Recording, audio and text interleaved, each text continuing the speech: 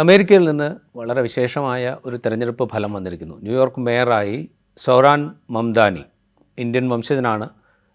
New York നഗരത്തിൻ്റെ മേയറാവുന്ന ആദ്യ മുസ്ലിം വംശജനാണ്. 1960 ശേഷം ഏറ്റവും അധികം പോപ്പുലർ വോട്ട് നേടിയ അദ്ദേഹം ന്യൂയോർക്കിൻ്റെ മേയറാവുന്നു. ഡെമോക്രാറ്റ് സ്ഥാനാർത്ഥിയായിട്ടാണ് പ്രസിഡന്റ് ഡൊണാൾഡ് ട്രംപ് പിന്തുണച്ച സ്വതന്ത്ര സ്ഥാനാർത്ഥിയെ വലിയ മാർജിനിൽ പരാജയപ്പെടുത്തിക്കൊണ്ടാണ് മംദാനി ന്യൂയോർക്കിൻ്റെ മേയറാവുന്നത് എന്ന സവിശേഷതയുമുണ്ട്. അതിനോടൊപ്പം രണ്ട് സംസ്ഥാനങ്ങളിലെ ഗവർണർ പദവികളിലേക്ക് നടന്ന മത്സരങ്ങളിലും ഡെമോക്രാറ്റ് സ്ഥാനാർത്ഥികൾ വലിയ വിജയം നേടിയ വാർത്ത വരുന്നുണ്ട്. ഇതോടൊപ്പം കാലിഫോർണിയയിൽ ഈ അടുത്ത് വരുന്ന മിഡ് ടേം ഇലക്ഷനിലെ കോൺസ്റ്റിറ്റ്യുവൻസികളുടെ അതിർത്തി നിർണയം സംബന്ധിച്ചുള്ള ഒരു പരിശോധന നടന്നിരുന്നു. അതിലും ഡെമോക്രാറ്റുകൾ വിജയിക്കുന്നു എന്ന വാർത്തയും വരുന്നുണ്ട്. ഡൊണാൾഡ് ട്രംപ് അമേരിക്കയുടെ പ്രസിഡൻ്റ് ആയതിനു ശേഷം മേക്ക് അമേരിക്ക ഗ്രേറ്റ് അഗെയിൻ എന്ന മുദ്രാവാക്യം ഉയർത്തിക്കൊണ്ട് വലിയ പരിഷ്കാരങ്ങൾ നടപ്പാക്കുന്നു. അമേരിക്കയ്ക്ക് വേണ്ടിയാണ്, അമേരിക്കയെ ഏറ്റവും വലിയ രാജ്യമായി, ഏറ്റവും വലിയ ശക്തിയായി നിലനിർത്തുന്നതിന് വേണ്ടിയിട്ടാണ് തീരുമാനങ്ങൾ എടുക്കുന്നതെന്ന് അദ്ദേഹം പറയുന്നുണ്ടെങ്കിൽ കൂടി അതിന് അമേരിക്കൻ ജനത അംഗീകരിക്കുന്നില്ല എന്നുള്ളതിന് തെളിവാണോ ഈ തെരഞ്ഞെടുപ്പ് ഫലം എന്ന ചോദ്യം ഉയരുന്നുണ്ട്. നമുക്കൊപ്പം ഉള്ളത് പ്രൊഫസർ ജോസഫ് ആൻ്റണിയാണ്. റിസാലയുടെ പ്രേക്ഷകർക്ക് സുപരിചിതനാണ്. അദ്ദേഹം കേരള സർവകലാശാലയുടെ രാഷ്ട്രാന്തര വിഭാഗം മുൻ മേധാവിയാണ്. അദ്ദേഹം സ്വാഗതം ഇൻസൈറ്റിലേക്ക്.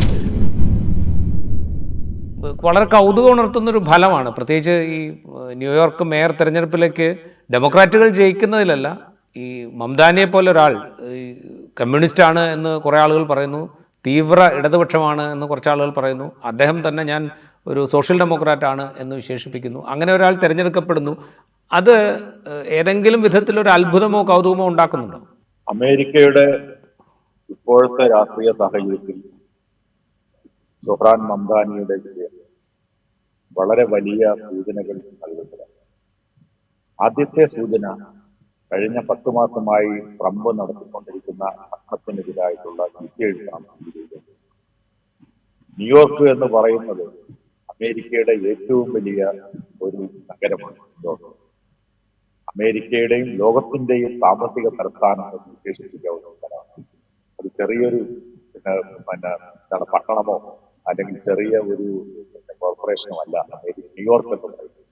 അപ്പൊ ന്യൂയോർക്ക് എന്ന് പറയുന്ന അവിടെ രാജീവ് സൂചിപ്പിച്ചത് ഒരു ഏഷ്യൻ വംശജൻ, ഒരു ഇസ്ലാമിക മതവിശ്വാസി, ഒരു ഡെമോക്രാറ്റ് മാത്രമല്ല ഡെമോക്രാറ്റ് സോഷ്യലിസ്റ്റ് എന്ന് പറയുന്നയാള്, ഒരു ഇസ്രായേൽ വിരുദ്ധനായിട്ടുള്ള വ്യക്തി, അതുപോലെ തന്നെ അമേരിക്കൻ ഭരണകൂടത്തിന്റെ മേധാവിത്വം വഹിക്കുന്ന ട്രംപ് സോഷ്യലിസ്റ്റ് മാർക്സിസ്റ്റ് ഭ്രാന്തൻ എന്ന് വിളിച്ച് വിശേഷിപ്പിച്ച വ്യക്തി, അവിടുത്തെ ഏറ്റവും വലിയ സമ്പന്നരായിട്ടുള്ള ബിൽ ആക്രമാനെ പോലെയുള്ള ആളുകൾ പണം വാരിക്കോരി ഒഴിച്ച് ഇദ്ദേഹത്തെ പരാജയപ്പെടുത്താൻ ശ്രമിച്ചു. അവിടുത്തെ പ്രധാനപ്പെട്ട മാധ്യമങ്ങൾ പലതും, ന്യൂയോർക്ക് പോസ്റ്റ് പോലെയുള്ള പത്രങ്ങൾ ഈ തെരഞ്ഞെടുപ്പ് തുടങ്ങിയ ശേഷം നിരന്തരമായി മംദാനിക്കെതിരെ ആവശ്യമില്ലാത്ത വളരെ നെഗറ്റീവായിട്ടുള്ള വാർത്തകൾ പ്രസിദ്ധീകരിച്ചു. 1969 ശേഷം 20 ലക്ഷം ആളുകൾ പങ്കെടുക്കുന്നത് ആദ്യമായിട്ടാണ് ഈ തെരഞ്ഞെടുപ്പ്. അതായത് ഈ പറഞ്ഞ തരത്തിലുള്ള എല്ലാ വിധത്തിലുള്ള നെഗറ്റീവായിട്ടുള്ള പ്രചരണങ്ങളും മംദാനി ഏതെങ്കിലും കാരണവശാൽ ന്യൂയോർക്കിലെ മേയറായി തെരഞ്ഞെടുക്കപ്പെട്ട ഫെഡറൽ ഫണ്ടുകൾ ഒന്നും തന്നെ ഞാൻ കൊടുക്കില്ല എന്ന് പറയുകയും നിരന്തരമായി ട്രംപ് ഇതിന് അദ്ദേഹത്തിനെതിരായി നടത്തുകയും എന്ന് മാത്രമല്ല, ഇതിന് മറ്റൊരു സവിശേഷത, ഡെമോക്രാറ്റിക് പാർട്ടിയുടെ ഒരു വിഭാഗം ആളുകൾ പോലും ആത്മാർത്ഥമായി മംദാനിയെ സഹായിച്ചില്ല എന്ന് കൂടി കാണണം. സാധാരണഗതിയിൽ മുൻപ് നടന്ന പല മേയർ തെരഞ്ഞെടുപ്പുകളിലും, പ്രധാനപ്പെട്ട പല സംസ്ഥാനങ്ങളിലെ മേയർ തെരഞ്ഞെടുപ്പുകളിൽ ബരാക് ഒബാമ പോലും നേരിട്ട് മേയർമാരെ അക്സെപ്റ്റ് ചെയ്യുന്ന അല്ലെങ്കിൽ സപ്പോർട്ട് ചെയ്യുന്ന തരത്തിലുള്ളതെങ്കിൽ ഇത്തവണ ബരാക് ഒബാമ പോലും ഇദ്ദേഹത്തിനെ സഹായിക്കുന്ന തരത്തിൽ വന്നില്ല എന്ന് കൂടി കാണണം. എന്ന് പറഞ്ഞാൽ, അതായത് ഡെമോക്രാറ്റിക് പാർട്ടിക്കുള്ളിൽ നമുക്കറിയാം, ആൻഡ്രൂ കൂമോ എന്ന് പറയുന്നയാള് ഡെമോക്രാറ്റിക് പാർട്ടിക്കാരനാണ്. ഡെമോക്രാറ്റിക് പാർട്ടിയുടെ കാൻഡിഡേറ്റ്സിന് സ്ഥാനാർത്ഥിത്വത്തിന് വേണ്ടി മത്സരിച്ച് ലഭിക്കാതെ വന്നപ്പോൾ ഡെമോക്രാറ്റിക് പാർട്ടിയിൽ നിന്നും മാറി ട്രംപിന്റെ അനുഗ്രഹാശിസുകളോട് കൂടി മത്സരിച്ച ആളാണ്. അപ്പൊ ഡെമോക്രാറ്റിക് പാർട്ടി ഒരു വിഭാഗത്തിന്റെയും ട്രംപിന്റെ പാർട്ടിയുടെ റിപ്പബ്ലിക്കൻ പാർട്ടിയുടെ ഒരു വിഭാഗത്തിന്റെ, ട്രംപിന്റെ സ്ഥാനാർത്ഥി ഉണ്ടായിരുന്നു റിപ്പബ്ലിക്കൻ പാർട്ടിയുടെ, പക്ഷെ റിപ്പബ്ലിക്കൻ പാർട്ടിയുടെ സ്ഥാനാർത്ഥിയെ അംഗീകരിക്കാതെ ആൻഡ്രൂ കൂമയെ അംഗീകരിച്ചുകൊണ്ടാണ് ഇദ്ദേഹത്തെ പരാജയപ്പെടുത്താൻ ശ്രമിച്ചത്. അപ്പൊ അങ്ങനെ ഏതെല്ലാം തരത്തിലുള്ള എതിർപ്പുകളെയും പ്രതിസന്ധികളെയും നേരിടാമോ അങ്ങനെയെല്ലാം നേരിട്ട് കൊണ്ടാണ് നമ്മൾ വളരെ പ്രധാനപ്പെട്ട് മനസ്സിലാക്കേണ്ട കാര്യം. ഈ ഫെഡറൽ ഫണ്ട്, അതായത് അമേരിക്കയുടെ ഫെഡറൽ ഫണ്ട് ന്യൂയോർക്കിലെ വികസനത്തിന് കൊടുക്കില്ല എന്ന് പറഞ്ഞിട്ടും അവിടുത്തെ ചെറുപ്പക്കാരും അവിടുത്തെ ജനങ്ങളും മുൻപൊന്നും ഇല്ലാത്ത തരത്തിൽ വമ്പിച്ച ഭൂരിപക്ഷത്തോട് കൂടിയിട്ട് ഇദ്ദേഹത്തെ വിജയിപ്പിച്ചു എന്ന് പറയുന്നതിന്റെ അർത്ഥം ട്രംപിന്റെ ഇത്തരത്തിലുള്ള അഭിപ്രായങ്ങൾക്കൊന്നും അമേരിക്കയിലെ ജനത വില കൊടുക്കാത്ത ഘട്ടമായി മാറിയിരിക്കുന്നു എന്നുള്ള സൂചന കൂടി ഇതിനകത്തുണ്ട്. എന്ന് മാത്രമല്ല, ഇത് വളരെ വലിയ സൂചന നൽകുന്ന ഒരു കാര്യം നമുക്കറിയാം. 2 തവണ അമേരിക്കൻ സമ്പ്രദായം അനുസരിച്ച് ഒരാൾക്ക് പ്രസിഡന്റ് ആവാൻ കഴിയുന്നത് 2 തവണയാണ്. ഇത് ട്രംപിന്റെ 2ാമത്തെ തവണയാണ്. ഈ 2ാമത്തെ തവണ ഉള്ളൊരു സവിശേഷത എന്ന് പറയുന്നത്, ഈ 2ാമത്തെ തവണയുടെ ആദ്യ ഭാഗം, ആദ്യത്തെ 2 വർഷം കഴിയുമ്പോൾ പിന്നെ അമേരിക്കയിലെ കോൺഗ്രസിലേക്ക്, ഹൗസ് ഓഫ് റെപ്രസെന്റേറ്റീവ്സിലേക്കും സെനറ്റുമാരിലെ മൂന്നിലൊരു വിഭാഗവും അതുപോലെ തന്നെ ഗവർണർമാരുടെ മൂന്നിലൊരു വിഭാഗവും വീണ്ടും തെരഞ്ഞെടുപ്പിന് നേരിടുന്ന ഒരു അവസ്ഥയുണ്ട്. അതാണ് മിഡ് ടേം ഇലക്ഷൻ എന്ന് പറയുന്നത്. ഈ മിഡ് ടേം ഇലക്ഷനിൽ നമുക്കറിയാം, ഇപ്പോ അമേരിക്കൻ പ്രസിഡന്റ് ആയിട്ടുള്ള ട്രംപിന് ഹൗസ് ഓഫ് റെപ്രസെന്റേറ്റീവ്സിലും സെനറ്റിലും ഭൂരിപക്ഷമുണ്ട്. അതുകൊണ്ട് അദ്ദേഹത്തിന് ആഗ്രഹിക്കുന്ന കാര്യം വേണമെങ്കിൽ പാർലമെന്റിനെ പോലും അവഗണിച്ചുകൊണ്ട്, അതാണല്ലോ ഇപ്പൊ നടന്നുകൊണ്ടിരിക്കുന്നത്. അതായത് താരിഫ് ഏർപ്പെടുത്തണമെങ്കിൽ പോലും അമേരിക്കൻ പാർലമെന്റിന്റെ അംഗീകാരം വേണം വാസ്തവത്തിൽ. എന്നാൽ വളരെ എമർജൻസി പവർ എന്ന് പറഞ്ഞിട്ട് വളരെ അടിയന്തര സാഹചര്യം നിലനിർത്തും എന്നൊക്കെ പറഞ്ഞിട്ടാണ് ഇപ്പോ അദ്ദേഹം ഈ പാർലമെന്റിന്റെ അംഗീകാരം ഒന്നുമില്ലാതെ എക്സിക്യൂട്ടീവ് ഓർഡറുകളിലൂടെ ഈ അമേരിക്കയും ലോകത്തെയും ഭീഷണിപ്പെടുത്തിക്കൊണ്ടിരിക്കുന്നത്. അപ്പൊ അങ്ങനെയുള്ള ഒരു സാഹചര്യം ഈ മിഡ് ടേം ഇലക്ഷൻ കഴിഞ്ഞാൽ അദ്ദേഹത്തിന് നടത്താൻ കഴിയാതെ വരുന്നത് അവിടുത്തെ ഭൂരിപക്ഷം, അതായത് ഹൗസ് ഓഫ് റെപ്രസെന്റേറ്റീവ്സിലും സെനറ്റിലും ഭൂരിപക്ഷം നഷ്ടപ്പെട്ട് കഴിഞ്ഞാൽ തീർച്ചയായിട്ടും അങ്ങനെയുള്ള പ്രസിഡന്റുമാരെ വിളിക്കുന്നത് ലെയിം ഡക്ക് പ്രസിഡന്റ് എന്നാണ്. മുടന്തൻ താറാവ് പ്രസിഡന്റ് എന്ന് പറഞ്ഞാൽ ഈ വലുതായിട്ടൊന്നും ചെയ്യാൻ കഴിയത്തില്ല. പിന്നെ ഈ 2 വർഷം എങ്ങനെയെങ്കിലും പൂർത്തിയാക്കി പോകാനേ കഴിയത്തുള്ളൂ. അപ്പൊ ആ തരത്തിൽ, അതായത് 1 വർഷം കഴിഞ്ഞപ്പോൾ തന്നെ, അതായത് 1 വർഷമായില്ല 10 മാസം കഴിഞ്ഞപ്പോൾ തന്നെ നടന്ന തെരഞ്ഞെടുപ്പിൽ ഇപ്പോ വളരെ വമ്പിച്ച ഭൂരിപക്ഷത്തിൽ ന്യൂയോർക്കിലെ മേയർ സ്ഥാനത്തേക്ക് ഡെമോക്രാറ്റിക് പാർട്ടി സ്ഥാനാർത്ഥി തെരഞ്ഞെടുക്കപ്പെടുന്നു. വിർജീനിയയിലും അതുപോലെ തന്നെ ന്യൂജേഴ്സിയിലെ ലഫ്റ്റനന്റ് ഗവർണറുടെ തെരഞ്ഞെടുപ്പിൽ ഡെമോക്രാറ്റിക് പാർട്ടി സ്ഥാനാർത്ഥികൾ ജയിക്കുന്നു. എന്ന് മാത്രമല്ല, ഇതൊക്കെ എന്തുകൊണ്ടാണ് തെളിയിക്കുന്ന ഒരു കാര്യമുണ്ട്. ഇദ്ദേഹം പറയുന്നു, അമേരിക്ക ഞാൻ വന്നതിന് ശേഷം സാമ്പത്തികമായി വളരുകയാണ് എന്ന് പറയുന്നു. സാങ്കേതികമായി അത് ശരിയാണ്. പക്ഷെ അവിടെ നടക്കുന്ന എന്താണ്? അവിടുത്തെ ജനങ്ങളുടെ വരുമാനത്തിൽ വർധനവുണ്ടാകുന്നില്ലെന്ന് മാത്രമല്ല, ജനങ്ങളുടെ ചെലവിൽ വമ്പിച്ച തരത്തിൽ ഈ താരിഫുകൾ ഏർപ്പെടുത്തുന്നതോട് കൂടിയിട്ട് വമ്പിച്ച തരത്തിൽ ചെലവുകൾ വർദ്ധിച്ചുകൊണ്ടിരിക്കുന്നു. ആളുകൾക്ക് ജീവിക്കാൻ കഴിയാതെ നിൽക്കുന്നു. ജീവിതം ദുസ്സഹമായി മാറിക്കൊണ്ടിരിക്കുന്നു. അങ്ങനെ വന്നപ്പോഴാണ് അദ്ദേഹം അദ്ദേഹത്തിന്റെ മുദ്രാവാക്യം എന്താണ്? മംദാനിയുടെ മുദ്രാവാക്യം അഫോർഡബിലിറ്റിയാണ്. അതായത് ജീവിതത്തെ എങ്ങനെ നമുക്ക് തട്ടിമുട്ടി കൊണ്ടുപോകാം എന്ന് പറയുന്ന തരത്തിലുള്ള, അതിന് ഉറപ്പ് നൽകുന്ന തരത്തിലുള്ള ഒരു മുദ്രാവാക്യം അദ്ദേഹം വെച്ചു. അദ്ദേഹം പറഞ്ഞു, ഫ്രീ ബസ് ആയിട്ട് ആളുകൾക്ക് ഫ്രീ ആയിട്ട് വാഹനങ്ങൾ സഞ്ചരിക്കാനുള്ള സാഹചര്യം കൊടുക്കും. അതായത് കോർപ്പറേഷന്റെ നേതൃത്വത്തിൽ ഈ ഗ്രോസറി ഷോപ്പുകൾ തുറക്കും. അതുപോലെ തന്നെ റെന്റ് ഇനി 4 വർഷത്തേക്ക് മരവിപ്പിക്കും. ഈ മാതിരിയുള്ള ജനങ്ങളുടെ ജീവിതത്തിന് കൃത്യമായ ആശ്വാസം പകരുന്ന തരത്തിലുള്ള മുദ്രാവാക്യങ്ങളുമാണ് മംദാനി തെരഞ്ഞെടുപ്പിന് നേരിട്ടുന്നത്. നമുക്കറിയാം, മംദാനി എന്ന് പറയുന്ന ആള്, ഈ സോറാൻ മംദാനി എന്ന് പറയുന്ന ആളുടെ പൂർണ്ണമായ പേര് സോംദാൻ ക്വാമി മംദാനി എന്നാണ്. അതായത് ക്വാമി എൻക്രൂമ എന്ന് പറയുന്ന വിപ്ലവകാരിയായിട്ടുള്ള ആഫ്രിക്കൻ നേതാവിനോടുള്ള ആരാധന കൊണ്ട് അദ്ദേഹത്തിന്റെ പിതാവ് മഹ്മൂദ് മംദാനി നൽകിയ പേരാണ് ഇദ്ദേഹത്തിന് ഈ സൊഹ്റാൻ ക്വാമി മംദാനി എന്നാണ്.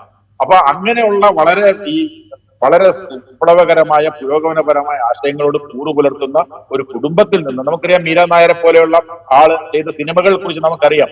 അപ്പൊ അങ്ങനെ മീരാ നായരിന്റെയും മഹ്മൂദ് മംദാനിയുടെയും കുടുംബത്തിൽ നിന്ന് വന്ന ഈ സോറാൻ മംദാനി തീർച്ചയായിട്ടും അമേരിക്കൻ രാഷ്ട്രീയത്തെ വരുന്ന കാലത്ത് കൃത്യമായി നിർണയിക്കാൻ പോവുകയാണ് ഈ തെരഞ്ഞെടുപ്പിൽ. റൈറ്റ്. അപ്പം ഈ ചുരുക്കത്തിൽ ഇപ്പോൾ മേക്ക് അമേരിക്ക ഗ്രേറ്റ് അഗെയിൻ എന്നുള്ള മുദ്രാവാക്യത്തെക്കാൾ മേക്ക് അമേരിക്ക അഫോർഡബിൾ അഗെയിൻ എന്ന് പറയുന്നൊരു മുദ്രാവാക്യമാണ് ന്യൂയോർക്കിലെ ജനങ്ങൾ സ്വീകരിച്ചതെന്ന് പറയണം. അല്ല, അതാണ് കാരണം വെച്ചാല് ഈ മേക്ക് അമേരിക്ക ഗ്രേറ്റ് അഗെയിൻ എന്ന് പറയുന്നത് വാസ്തവത്തിൽ ഒരു പൊള്ളയായ മുദ്രാവാക്യമാണ് എന്നും, ഈ മേക്ക് അമേരിക്ക ഗ്രേറ്റ് അഗെയിൻ എന്ന് പറഞ്ഞാൽ അമേരിക്കയിലെ ജനങ്ങൾക്ക് ഗ്രേറ്റ് ആയിട്ട് തോന്നുന്ന തരത്തിലാണ് ഭരണം വരേണ്ടത്. നിർഭാഗ്യവശാൽ ലോകത്തുള്ള എല്ലാ രാജ്യങ്ങൾക്കെതിരായിട്ടും ഈ പറഞ്ഞ തരത്തിലുള്ള ഈ താരിഫ് ഏർപ്പെടുത്തിയിലൂടെ ഇവരുടെ, അതായത് സാധാരണക്കാരായ ജനങ്ങളുടെ പ്രതിമാസ ബില്ലിൽ വർധനവുണ്ടായി, എന്നാൽ ശമ്പളത്തിൽ വർധനവുണ്ടായില്ല. അത്തരമൊരു വർധനവുണ്ടാക്കാൻ അദ്ദേഹത്തിന് കഴിഞ്ഞിട്ടില്ല. അപ്പൊ ഈ 10 മാസം കൊണ്ട് തന്നെ ജനങ്ങൾ തിരിച്ചറിഞ്ഞു ഇദ്ദേഹത്തെ പിന്തുണയ്ക്കുന്നതിലൂടെ അവരുടെ ജീവിതത്തെ, അതായത് ഈ അമേരിക്ക എന്ന് പറയുന്ന രാജ്യത്തെ സാധാരണക്കാരുടെ ജീവിതത്തെ ആത്മഹത്യാ മുനമ്പിലേക്ക് കൊണ്ടുപോകുന്ന ഒരു ഭരണം ഈ ട്രംപിന്റേതെന്ന് അവർ തിരിച്ചറിഞ്ഞതുകൊണ്ടാണ് വളരെ ശക്തമായ മറുപടി, ശക്തമായ തിരിച്ചടി, ശക്തമായ മുന്നറിയിപ്പ് അമേരിക്കൻ ജനത, ന്യൂയോർക്കിലെ ജനത എന്ന് പറയുന്നത് എല്ലാ വിഭാഗം ജനതയുണ്ട്. ആ എല്ലാ വിഭാഗം ജനതയും ഈ പറഞ്ഞ ട്രംപിന്റെ അതിശക്തമായ മുന്നറിയിപ്പ്, അതായത് നിങ്ങൾക്ക് ഫണ്ട് തരില്ല എന്ന് പറഞ്ഞാൽ നിങ്ങൾക്ക് ഫണ്ട് തന്നില്ലെങ്കിലും വേണ്ടില്ല, ഞങ്ങൾ മംദാനിയെ തിരഞ്ഞെടുക്കും എന്ന് അമേരിക്കൻ ജനത വിധി എഴുതിയെങ്കിൽ അത് ട്രംപിന് ഉള്ള ഒന്നാമത്തെ സൂചനയാണ്, ഒന്നാമത്തെ മറുപടിയാണ്, ഒന്നാമത്തെ തിരിച്ചടിയാണെന്നുള്ള കാര്യത്തിൽ യാതൊരു സംശയമില്ല.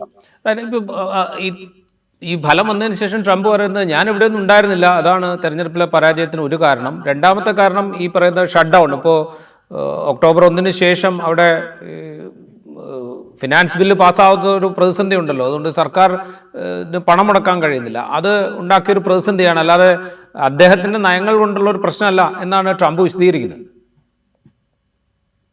കഴിഞ്ഞ 35 ദിവസമായി നടക്കുന്ന ഒരു പ്രതിവർഷമാണ്.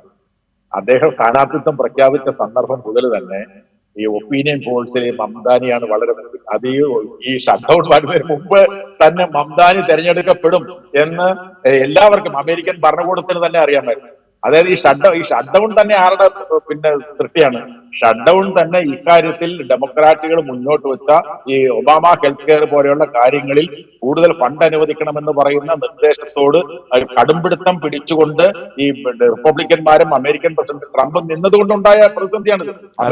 പറഞ്ഞാൽ ഈ ഹെൽത്ത് കെയർ സംവിധാനം അഫോർഡബിൾ ആക്കണം എന്ന് പറയുന്നതിന് അതിനോട് എതിര് നിൽക്കുന്നു എന്ന് പറയാം. അതെ, അപ്പൊ അതായത് അമേരിക്കയുടെ ചരിത്രത്തിൽ ഇത്രയും നീണ്ടുനിന്ന ഒരു ഭരണസ്തംഭനം ഉണ്ടായിട്ടില്ല. ആ ഭരണസ്തംഭനം അതായത് അമേരിക്കയിലെ ജനങ്ങളെ എല്ലാം രക്ഷിക്കും, അമേരിക്കയിലെ ജനങ്ങളെ ഉള്ളിലോട്ട് സ്വന്തത്ത് കൊണ്ടുപോകും എന്ന് പറഞ്ഞുകൊണ്ടാണ് അദ്ദേഹം വന്നത്. USAID പോലെയുള്ള ആ പരിപാടി നിർത്തിയതിലൂടെ എത്ര ആയിരക്കണക്കിന് അമേരിക്കക്കാർക്കാണ് ജോലി നഷ്ടപ്പെട്ടത്. അപ്പൊ അമേരിക്കക്കാരുടെ ജോലി നഷ്ടപ്പെടുക, അമേരിക്കക്കാരുടെ വരുമാനത്തിൽ വർധന ഉണ്ടാവാതിരിക്കുക, അമേരിക്കക്കാരുടെ ചെലവിൽ വർധന ഉണ്ടാവുക, ഇത് മാത്രമാണ് ട്രംപിന്റെ സംഭാവന. ലോകം മുഴുക്കെ നടന്ന ആളുകളെ ഭീഷണിപ്പെടുത്തി, രാഷ്ട്രങ്ങളെ ഭീഷണിപ്പെടുത്തി, അത് ഞാൻ എന്താണ് ഇപ്പൊ ഏറ്റവും ഒടുവിൽ വെനസ്വേല ഉൾപ്പെടെ ഞാൻ ഭരണാധികാരിയെ മാറ്റിക്കളയും എന്നൊക്കെ പറഞ്ഞുകൊണ്ട് ഭീഷണി നടത്തുന്നതല്ലാതെ അമേരിക്കൻ ജനതയ്ക്ക്, അമേരിക്കൻ സാധാരണക്കാരായിട്ടുള്ള ജനങ്ങൾക്ക് എന്ത് ആശ്വാസമാണ് ഈ ട്രംപ് നൽകിയതെന്ന് അദ്ദേഹം പറയണം. ഞങ്ങൾക്ക് നിങ്ങളുടെ ഭരണം കൊണ്ട് ഗുണമുണ്ടാകുന്ന ന്യൂയോർക്കിലെ ജനങ്ങളാണ്, വേറെ ഏതെങ്കിലും ചെറിയ സംസ്ഥാനത്തെ ആൾക്കാരല്ല. ന്യൂയോർക്ക് പോലെയുള്ള അമേരിക്കയുടെ സമ്പദ് വ്യവസ്ഥയുടെ നട്ടലായ പ്രദേശത്തെ ജനങ്ങളാണ്, വിദ്യാഭ്യാസമുള്ള ജനങ്ങളാണ് പറഞ്ഞിരിക്കുന്നത്. അതും ഒരു ഇസ്ലാം മത വിശ്വാസിയെ, ഏഷ്യൻ വംശജനെ, ഒരു കമ്മ്യൂണിസ്റ്റ് ഭ്രാന്തൻ എന്നാണ് പറഞ്ഞത്. അതായത് സാധാരണഗതിയിൽ അമേരിക്കക്കാർക്ക് സോഷ്യലിസം എന്ന വാക്ക് പോലും വലിയ താല്പര്യമുള്ള വാക്കല്ല. എന്നാൽ സ്വയമേ ഞാനൊരു ഡെമോക്രാറ്റിക് സോഷ്യലിസ്റ്റ് ആണ് എന്ന് കൃത്യമായിട്ട് നിരന്തരം ആവർത്തിച്ച് പറയുന്ന ഒരു സ്ഥാനാർത്ഥിയെ തെരഞ്ഞെടുത്തത് ട്രംപിനുള്ള മറുപടി അല്ലാതെ മറ്റൊന്നല്ല. ഇപ്പോൾ മാഷ് നേരത്തെ സൂചിപ്പിച്ചല്ലോ, ഇപ്പോൾ ഒരു വർഷം മുമ്പ്, ഒരു വർഷം ആവുന്നു ഡൊണാൾഡ് ട്രംപ് തെരഞ്ഞെടുപ്പ്. ഡൊണാൾഡ് ട്രംപിന്റെ തെരഞ്ഞെടുപ്പ് നടക്കുന്നത് ഒരു തീവ്ര വലതുപക്ഷ ചിന്താഗതിക്ക് മേൽക്കൈ ഉണ്ടാകുന്ന ഒരു ഘട്ടത്തിലാണ് അമേരിക്കൻ പ്രസിഡന്റ് തെരഞ്ഞെടുപ്പിലേക്ക് ഡൊണാൾഡ് ട്രംപ് അധികാരത്തിലേക്ക് തിരിച്ചു വരുന്നത്. ഇപ്പോൾ ഇസ്രായേലോടുള്ള നിലപാട് നമ്മൾ പരിഗണിച്ച് കഴിഞ്ഞാൽ ജോ ബൈഡന്റെ കാലത്തും ഡൊണാൾഡ് ട്രംപിന്റെ കാലത്തും ഏതാണ്ട് ഒരേപോലത്തെ നിലപാട് തുടരുന്നു.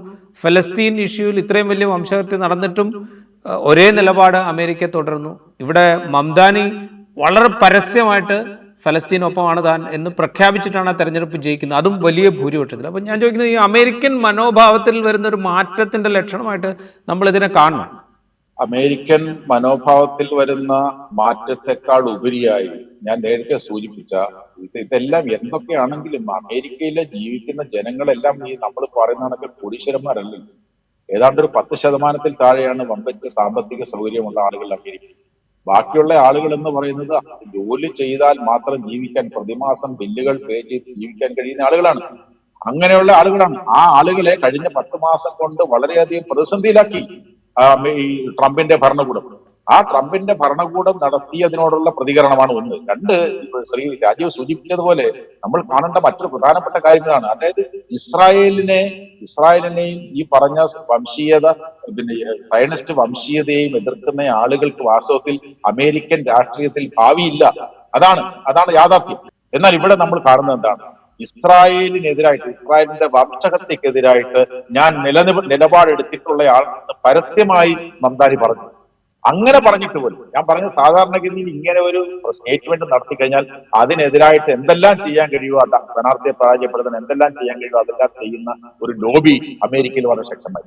ഇങ്ങനെയുള്ള അതായത് ട്രംപിന്റെ അതിശക്തമായ എതിർപ്പ്, മാധ്യമങ്ങളുടെ എതിർപ്പ്, അതിസമ്പന്നരായിട്ടുള്ള ആളുകളുടെ പണമൊഴുക്ക്, ഇസ്രായേലിനെതിരായിട്ടുള്ള നിലപാടുകൾ, ഇതെല്ലാം ഉണ്ടായിട്ടും അതാണ് നമ്മൾ ഈ തെരഞ്ഞെടുപ്പിന്റെ പ്രാധാന്യം.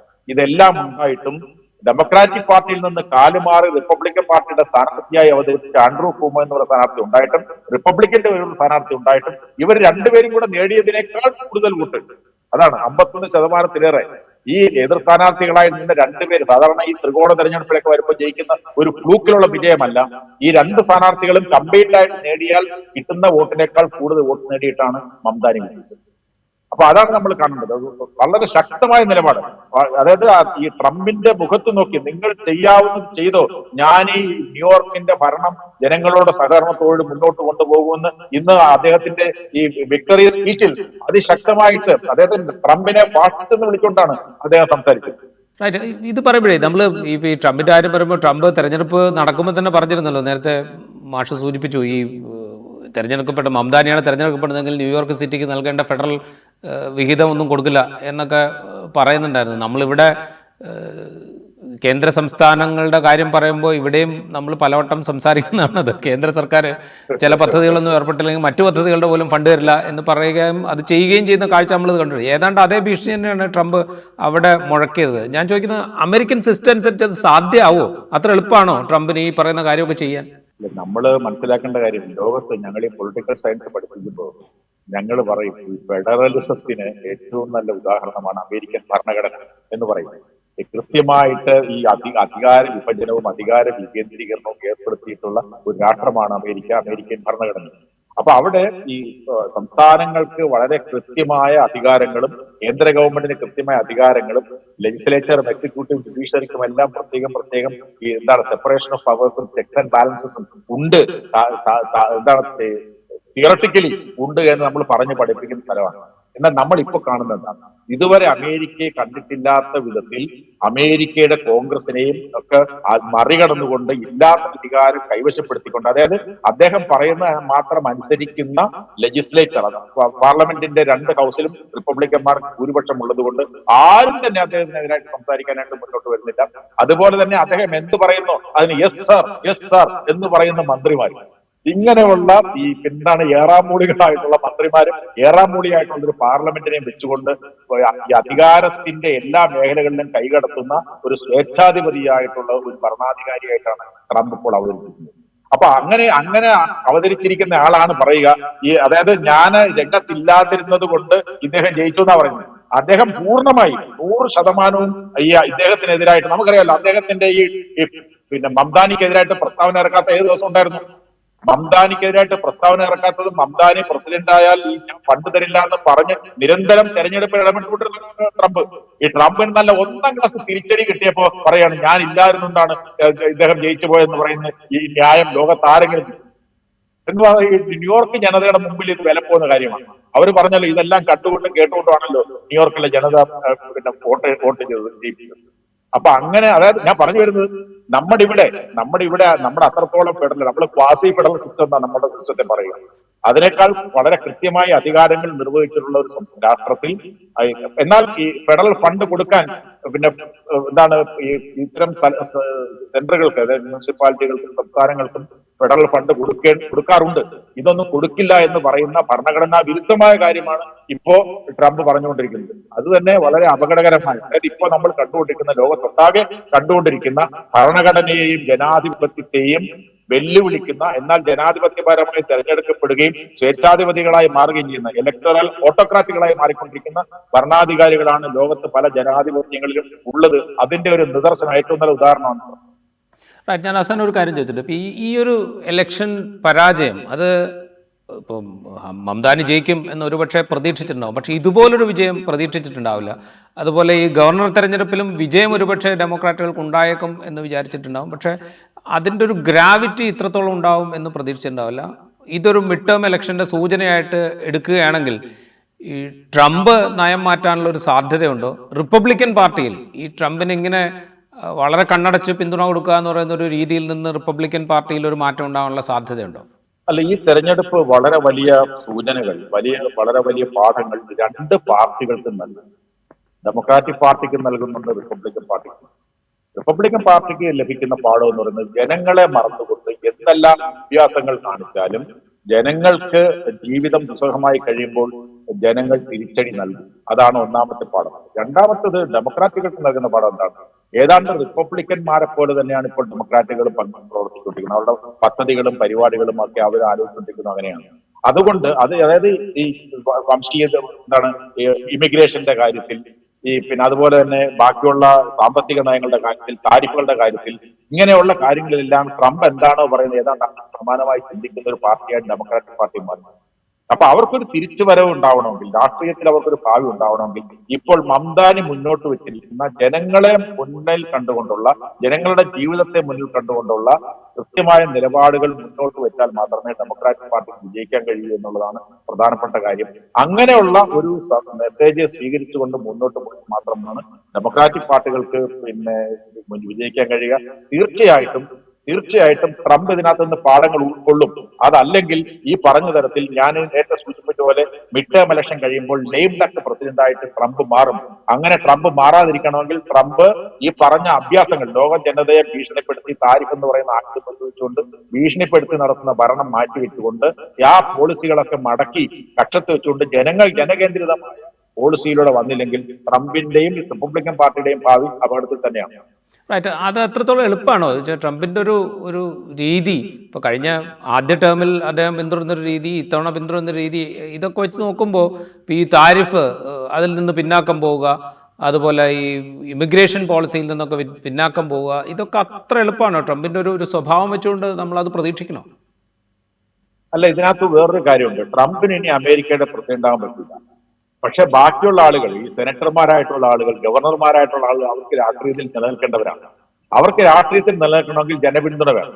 അതായത് ഇങ്ങനെയുള്ള ഈ പോളിസിയെ, ട്രംപിന്റെ ഈ ജനവിരുദ്ധമായ പോളിസിയെ കണ്ണുമടച്ച് അനുകൂലിച്ചു കഴിഞ്ഞാൽ അടുത്ത തവണ കോൺഗ്രസിൽ, അതായത് സെനറ്റർമാരാവാനോ ഹൗസ് റെപ്രസെന്റേറ്റീവ് വരാനോ ഗവർണർമാരായി മാറാനോ കഴിയില്ല എന്നുള്ള തിരിച്ചറിവ് ഒരു പക്ഷേ മംദാനിയുടെ തെരഞ്ഞെടുപ്പ് നൽകും. അങ്ങനെയുള്ള ആ ഒരു പാഠം അവർ സ്വീകരിച്ചു കഴിഞ്ഞാൽ ഇദ്ദേഹത്തിന്റെ നയങ്ങളെ കണ്ണും പൂട്ടി അവർ അനുകൂലിക്കുന്ന അവസ്ഥ മാറും. കണ്ണും പൂട്ടി അനുകൂലിക്കുന്ന അവസ്ഥ മാറിയാൽ പാർലമെന്റ് അംഗങ്ങൾ അവരുടെ കഴിവ്, അവരുടെ ശക്തി, അല്ലെങ്കിൽ അവരുടെ അധികാരം പ്രയോഗിക്കുന്ന അവസ്ഥയിലേക്ക് വരും. അല്ലെങ്കിൽ പാർലമെന്റ് വിളിച്ചുകൂട്ടി അപ്രൂവൽ നേടൂ എന്ന് കർശനമായി പറയുന്ന സാഹചര്യം ഉണ്ടാവും. അങ്ങനെ വരുമ്പോൾ അതിനെ എല്ലാം പൂർണ്ണമായി അവഗണിച്ചുകൊണ്ട് മുന്നോട്ട് പോകാൻ ട്രംപിന് കഴിയാതെ വരും. അങ്ങനെ കഴിയാതെ വരുമ്പോൾ തീർച്ചയായിട്ടും ട്രംപ് കുറച്ച് താഴേക്ക് വരാൻ നിർബന്ധിതനാകും. അതല്ലെങ്കിൽ ട്രംപിനെ അനുകൂലിക്കുന്ന ആളുകളുടെ രാഷ്ട്രീയ ഭാവി ഇരുളടഞ്ഞതായി മാറും.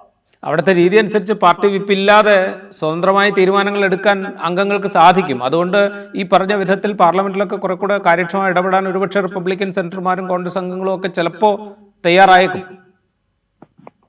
തീർച്ചയായിട്ടും. കാരണം അവിടുത്തെ റിജിഡ് പാർട്ടി സിസ്റ്റം അല്ല അവിടെ.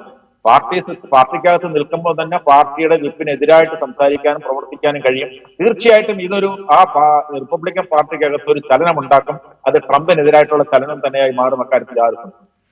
റൈറ്റ്. എന്തായാലും ഈ തെരഞ്ഞെടുപ്പ്, പ്രത്യേകിച്ച് ന്യൂയോർക്കിലെ ജനത എഴുതിയ വിധി, അത് റിപ്പബ്ലിക്കൻ പാർട്ടിയുടെയോ ട്രംപിൻ്റെയോ ഒക്കെ പ്രവർത്തനങ്ങളിൽ എന്ത് മാറ്റമാണ് വരുത്താൻ പോകുന്നത് എന്ന് നമുക്ക് കാത്തിരുന്ന് കാണാം.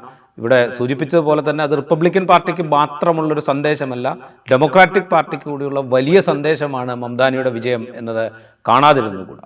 ഇൻസൈറ്റിൻ്റെ എപ്പിസോഡ് ഇവിടെ പൂർത്തിയാവുന്നു. മറ്റൊരു എപ്പിസോഡുമായി വീണ്ടും കാണാം.